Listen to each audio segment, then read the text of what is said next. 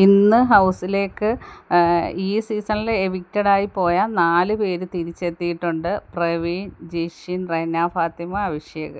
ഇവർ 4 പേരുമാണ് എത്തിയിരിക്കുന്നത്. ആദ്യം എത്തിയത് പ്രവീണും ജിഷിനുമാണ്. അങ്ങനെ എല്ലാവരും മെയിൻ വാതിക്കൽ പോയി നിന്ന് എല്ലാവരെയും നല്ല രീതിയിൽ സ്വീകരിച്ച് കഴിഞ്ഞപ്പം ഷാനവാസിനെ കണ്ടപ്പം 2 പേരും കൂടെ കുറച്ച് നേരം ഒരു ഡാൻസ് ഉണ്ടായിരുന്നു. അത് കഴിഞ്ഞ് അനീഷിനെ കെട്ടിപ്പിടിച്ച് ഹൗസിനകത്തോട്ട് കയറാൻ പോയപ്പം ജിഷിൻ ആ പടിയിൽ തൊട്ട് മുത്തിയിട്ടാണ് കയറിയത്.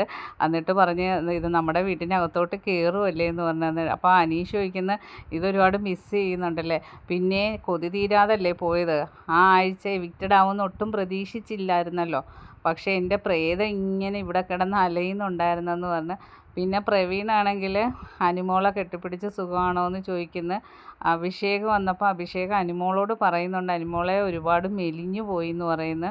അപ്പോൾ എല്ലാവർക്കും ഭയങ്കര സന്തോഷമായി. റെന, ഫാത്തിമ ലാസ്റ്റാണ് വന്നത്. ഇനി 3-4 പേരും കൂടെ വരാനുണ്ട്. ആര്യൻ വരാനുണ്ട്, ജെസ്സിൽ, മസ്താനി, പിന്നെ രേണുസുതി.